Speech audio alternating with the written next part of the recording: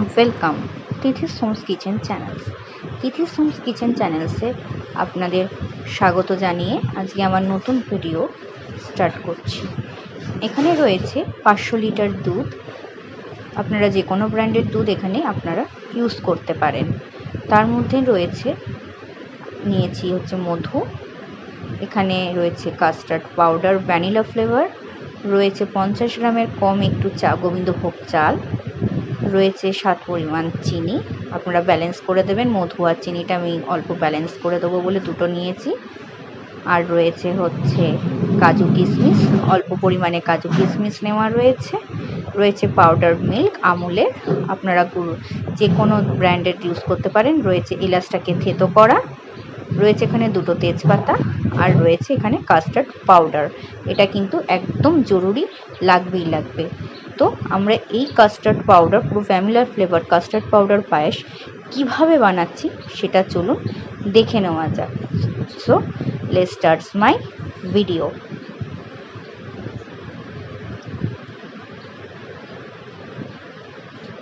আপনারা এরকম নতুন ভিডিও পেতে কিন্তু আমার চ্যানেলটিকে অবশ্যই সাবস্ক্রাইব করে রাখবেন, আমার পাশে থাকবেন, আর পাশে থাকা বেল আইকনটি প্রেস করে দেবেন। তো ফার্স্টে আমি যেটা করব, এখানে যে দুধটা আছে দুধটাকে আমি গরমে বসিয়ে দিয়েছি। দুধটা যতক্ষণ না গরম হবে ততক্ষণ কিন্তু আমাদের কিন্তু অবশ্যই ওয়েট করে থাকতে হবে। তো দুধটা যখন গরম হয়ে যাবে, যখন এরকম টকবক করে ফুটবে, আপনারা এই সময় যেটা করবেন, ভালো করে হাতা দিয়ে নাড়তে থাকবেন যাতে দুধটা নিচে না লেগে যায়। নিচে লেগে গেলে কিন্তু দুধের মধ্যে পোড়া গন্ধটা চলে আসবে। আর এরকম করে দুধটা নাড়াবেন যাতে সাইডে যে শটটা পড়ে, শটটা খুব ভালোভাবে পড়বে, যাতে এই শটটাও কিন্তু পায়েসের মধ্যে খুব ভালো একটা কাজ করে। দুধের শট দিয়ে যদি আপনারা পায়েস করতে পারেন তাহলে কিন্তু পায়েসের টেস্টটা কিন্তু দ্বিগুণভাবে বেড়ে যায়। এবারে আমরা যেটা করব, আমি দুধটাকে ঠান্ডা অবস্থায় আগে আলাদা করে সরিয়ে রেখেছিলাম কাপের মধ্যে। এখানে দেখুন ঠান্ডা করে রাখা আছে দুধটা। কখনো কাস্টার্ডে কিন্তু গরম দুধ বা গরম জল ইউজ করবেন না, তাহলে কিন্তু জিনিসটা দলা পাকিয়ে যায়। এবারে কি যেটা হবে সেটা হচ্ছে, এই দুধটাকে আমরা কাস্টার্ডের মধ্যে ঢেলে দিয়ে ভালো করে নাড়িয়ে দেব যতক্ষণ না লাম্পসটা আমাদের ক্লিয়ার হয়ে যায়। কারণ কাস্টার্ডে যদি আমাদের লাম্পস হয়ে যায় তাহলে কিন্তু পায়েসটাও দলা পেকে যাবে, কাস্টার্ডটাও দলা পেকে যাবে, সেই দলা একটা ব্যাপার কিন্তু চলে আসবে। দেখুন এখানে আমরা ভালো করে, আমি চামচটা একটু চেঞ্জ করে নিয়েছি, হচ্ছিল না বলে। আপনারা এইরকম একটা চামচ ইউজ করবেন। এই রকমভাবে যদি আপনারা ভালো করে নাড়িয়ে নেন তাহলে কাস্টার্ডটা কিন্তু থাকবে। আর কাস্টার্ড কিন্তু নাড়ানোর পরে দলাটা নিচের দিকে বসে যায়। যখন আবার পায়েসটার মধ্যে এই কাস্টার্ডটা দেবেন তখন কিন্তু অবশ্যই কাস্টার্ডটাকে নাড়িয়ে তারপরে পায়েসের মধ্যে ঢেলে দেবেন। দেখুন এখানে দুধটাও কিন্তু খুব ভালোভাবে ফুটে এসছে। দুধটাকে ভালো করে নাড়িয়ে নেবেন, যতটা সম্ভব দুধটাকে ফোটানোর চেষ্টা করবেন।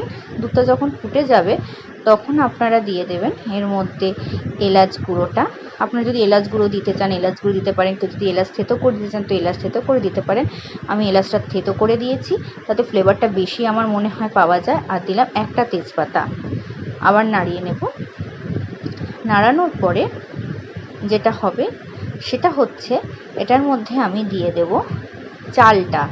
তো চালটা কিন্তু আপনারা অবশ্যই ধুয়ে জলের মধ্যে ভিজিয়ে রাখবেন। আমি ভিজিয়ে রাখতে একটু ভুলে গেছিলাম, তো আমি পরে ভিজিয়ে রেখে একটু শুকনো করে তারপরেই কিন্তু আমি চালটা পায়েসের মধ্যে অ্যাড করে দিয়েছিলাম।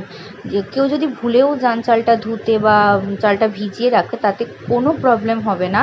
আমি ভেবেছিলাম যে আমার ক্ষেত্রে হয়তো প্রবলেম হবে, কিন্তু একদমই আমার প্রবলেম হয়নি। আমি ভালো করে এখানে নাড়িয়ে নিচ্ছি। নাড়ানোর পর যেটা করব সেটা হচ্ছে, দুধটা ভালো করে ফুটতে দেবো। এরকম দেখবেন টকবক করে যখন ফুটছে, এরকম টকবক করে ফোটার টাইম দেব।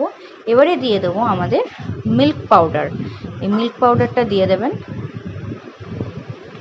এখানে আমার মিল্ক পাউডারটা একটু প্রবলেম করছিল, মানে হয়ে গেছিলো, তো আমি আবার একটু বাটি চেঞ্জ করে এই মিল্ক পাউডারটা অ্যাড করেছি। তো মিল্ক পাউডারটা দেওয়ার পরে ভালো করে মিল্ক পাউডার দিয়ে নাড়িয়ে নিতে হবেই, নালে কিন্তু এটাও দলা পেকে যাবে। দলা পেকে গেলে কিন্তু পায়েস একদম খেতে ভালো হবে না। আমি কিন্তু বারবার আপনাদের সঙ্গে এই কথাটা কিন্তু শেয়ার করছি। ভালো করে নাড়িয়ে নিচ্ছি। দুধটা যখন ভালো করে নাড়ানো হয়ে যাবে তখন যেটা করবেন সেটা হচ্ছে, যে স্মেলটা উঠবে সেই স্মেলটা ভালো করে নেবেন। কারণ এখানে যে এলাচ, তেজপাতা আর দুধের যে একটা স্মেল, আপনারা নিজেরা বাড়িতে অবশ্যই পায়েস করে খান, তখন জানেনই। আর এটা কিন্তু একদম আলাদা রকমের পায়েস আমরা কিন্তু করছি। তো দিয়ে দিলাম এবার আমি চালটা। এই চালটাকে কিন্তু একদম সেই ভাতের মতো যতক্ষণ না ফুটে উঠবে ততক্ষণ কিন্তু ফুটতে দিতে হবে। এই সময় কিন্তু কেউ ভুল করে মিষ্টিটা অ্যাড করবে না, তাহলে কিন্তু চালটা একদমই ফুটবে না, চালটা কিন্তু দানা অবস্থায় থেকে যাবে। এইবারে দুধটা যখন ভালো করে ফুটে উঠেছে, পুরো একদম সর সহ কিন্তু দুধটা একদম উতলে ওপরে উঠেছে, পুরো উতলে উঠেছে। এবার এই সরগুলোকে ভালো করে পায়েসের সঙ্গে মিশিয়ে নিতে হবে। দেখুন আমি কেমন করে পায়েসের সঙ্গে মিশিয়ে নিচ্ছি। ঠিক এই রকমভাবেই সরটাকে মিশিয়ে নেবেন একদম পায়েসের সাথে, যাতে দুধের সরটা পায়েসের সঙ্গে খুব ভালোভাবে মিশে যায়। এইভাবে মিশিয়ে নিলে আপনাদের খেতেও খুব ভালো লাগবে। আর এইরকম একটা কাস্টার্ড ফ্লেভার পায়েস আমি জানি না এরকমভাবে কেউ ট্রাই করেছো কি না। তো আমি একদিন হঠাৎ করে আমার মনে হয়েছিল ট্রাই করতে, তাই আমি ট্রাই করেছি। এরকম এবার দিয়ে দিয়েছি কাজু আর কিশমিশ। ট্রাই করতে আমার খুবই ভালো লেগেছে, মানে একটা সেই আইসক্রিম ফ্লেভার যে পায়েস হয়, মানে আমি হঠাৎ করে আমার আইডিয়া হলো যে এরকম একবার পায়েস রান্না করে দেখি না কেমন খেতে হয়। কাস্টার্ড ফ্লেভার পায়েস, পায়েস তো সবাই গুড়ের পায়েস বা চিনির পায়েস আমরা সবাই খাই, তো কাস্টার্ড ফ্লেভার পায়েস কীরকম খেতে লাগে। তো আমি এই জন্য ট্রাই করেছিলাম, তো ফাটাফাটি হয়েছিল। তোমরাও কিন্তু বাড়িতে ট্রাই করে দেখতে পারো। এবারে যখন চালটা ফুটে উঠেছিল তখনই আমি কিন্তু দিলাম চিনি। এবার চিনি, মধু আর খোয়া ক্ষীর, আমি বারবার বলবো খোয়া ক্ষীর কিন্তু আপনারা মিষ্টির মানে পায়েসের মধ্যে দেওয়ার চেষ্টা করবেন, তাহলে কিন্তু খেতে আরও ভালো হয়। যদি খোয়া ক্ষীর না থাকে তাহলে বাড়িতে যদি কোনো রকম মিষ্টি থাকে, মানে সন্দেশ জাতীয় কোনো মিষ্টি, তাহলে কিন্তু সেটা দেবেন। আমি চিনিটা দেওয়ার পরে একটু মধুও দিয়েছিলাম। মধুটা অ্যাড করে পুরো জিনিসটাকে আমি ব্যালেন্স করেছিলাম। মধু, চিনি আর সন্দেশ, এই তিনটে জিনিসকে আমি ভালোভাবে ব্যালেন্স করে কিন্তু এই পায়েসটাকে তৈরি করেছিলাম। আপনারা কিন্তু নিজেরা যখন বাড়িতে তৈরি করবেন নিজেদের টেস্ট অনুযায়ী কিন্তু অবশ্যই এটাকে তৈরি করবেন। কোনো রকমভাবে কিন্তু যারা বেশি মিষ্টি খান তারা অবশ্যই বেশি মিষ্টি দেবেন, যারা কম মিষ্টি খান তারা কম মিষ্টি দেবেন। আর যাদের ডায়াবেটিস আছে তারা কি কাস্টার্ড ফ্লেভার খেতে মানে বঞ্চিত হবে? একদমই নয়। তারা কি খাবে না? একদমই নয়। তারা কিন্তু সুগার ফ্রি আর মধুটাকে কিন্তু একটু দিতেই পারেন। সুগার ফ্রিটাকে একটু ডাস্ট করে দিলে খুব ভালো হয়। ডাস্ট করে তার সঙ্গে মধু মিশিয়ে অবশ্যই যারা ডায়াবেটিস পেশেন্ট তাদেরকে কিন্তু দিতে পারেন। এখানে কিন্তু আমি দেখুন কাস্টার্ডটাকে মিক্স করেছিলাম, কাস্টার্ডটা পুরো মিক্স হয়ে গেছে, কিন্তু কালারটা কেন আসেনি আমি জানি না। এখানে দেখবেন কাস্টার্ডটা দিচ্ছি, কাস্টার্ডটা দেওয়ার পরে এবারে ভালো করে এটাকে নাড়িয়ে দেব।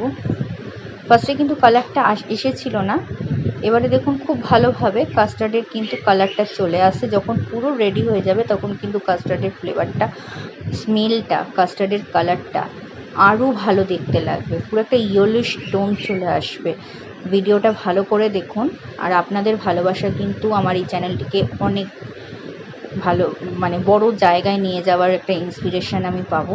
আপনাদের সহযোগিতা যদি আমার সঙ্গে না থাকে অবশ্যই আমি এই চ্যানেলটিকে একটা জায়গায় নিয়ে যেতে পারবো না। তোমাদের ভালোবাসা, তোমাদের সহযোগিতা, তোমাদের অনুপ্রেরণা সব আমার কাজে লাগবে। তো দেখো এখানে একদম রেডি কাস্টার্ড পাউডার দিয়ে এই পায়েসটা। কোনো গেস্ট বাড়িতে এলে অবশ্যই এরকম কাস্টার্ড পাউডার পায়েসটা বানিয়ে তোমরা খাইও, দেখবে তারাও জিজ্ঞাসা করবে যে তুমি এইভাবে পায়েসটা কীভাবে তৈরি করলে। তো আমি বলবো তোমরা অবশ্যই চেষ্টা করো এইভাবে। আর দেখো এখানে কিন্তু আমি এখন সন্দেশটা দিয়ে দিচ্ছি, সন্দেশটা দিয়ে আমি আবার এটাকে ভালো করে মেল্ট করে নেব। আর বেসিক্যালি এই জিনিসটাকে আমরা কেউ গরম অবস্থায় খাবো না, সবসময় আমরা চেষ্টা করব এটাকে ফ্রিজে স্টোর রেখে ফ্রিজ থেকে বার করে তারপরে খাবার। তখনই তো সেই আইসক্রিম যে জমে যায়, সেই আইসক্রিম জমা আইসক্রিম খেতে যেরকম আমাদের টেস্ট লাগে, এই আইসক্রিমটা খেতেও কিন্তু আমাদের ঠিক সেই রকমই, মানে একটা আইসক্রিমই ফ্লেভার পাবো। মনে হবে না আমরা পায়েস খাচ্ছি, মনে হবে যেন আমরা আইসক্রিমই খাচ্ছি। সো দেখতে থাকো আমি গার্নিশটা কিভাবে করছি। গার্নিশে অবশ্যই পেস্তা যদি তোমরা ইউজ করতে চাও পেস্তা দিতে পারো, আমার কাছে ছিল না বলে আমি জিনিসটাকে স্কিপ করেছি, কিন্তু তোমরা স্কিপ নাও বা করতে পারো। দেখো এবার কালারটা খুব সুন্দর একটা সেই মাখো মাখো একটা তোমরা দেখতেই পাচ্ছ টেক্সচারটা পুরো একটা মাখো ফ্লেভার চলে এসছে, পুরো মাখো দেখতে লাগছে জিনিসটা। রেডি হয়ে গেছে আমার এই কাস্টার্ড ফ্লেভার পায়েস। এখানে কিশমিশ, কাজু বাদাম আর আখরোটটাকে আমি কুচি কুচি করে দিয়েছি। তোমরা ঠিক এইভাবেই গার্নিশ করে খেতে পারো বা অন্যরকমভাবে গার্নিশ করে খেতে পারো, কিন্তু আমি যেভাবে পায়েসটাকে বানিয়েছি তোমরা ঠিক সেইভাবেই পায়েসটা বানানোর চেষ্টা করো। একদম কিন্তু আমার কোনো ইনগ্রিডিয়েন্টস স্কিপ করার চেষ্টা করো না, তাহলে কিন্তু খেতে একটু হয়তো অন্যরকম হয়ে যাবে। আমি শুধু বলবো আমার মতো করে করার চেষ্টা করো, তাহলে দেখবে খেতে কিন্তু খুবই ভালো হবে, এটা ফেভারেবল পাবে আইসক্রিমের। তো চলো, আমার ভিডিওটা এখানেই শেষ করতে হবে। আর পাশে থাকা বেল বাটনটা অবশ্যই প্রেস করে রেখো আমার নতুনত্ব বিভিন্ন ভিডিও পেতে। সো লেটস টাটা, তোমরা ভালো থেকো। আশা করব আমার ভিডিওগুলো তোমরা অবশ্যই দেখে আমাকে ভালোবাসা দেবে। আজকের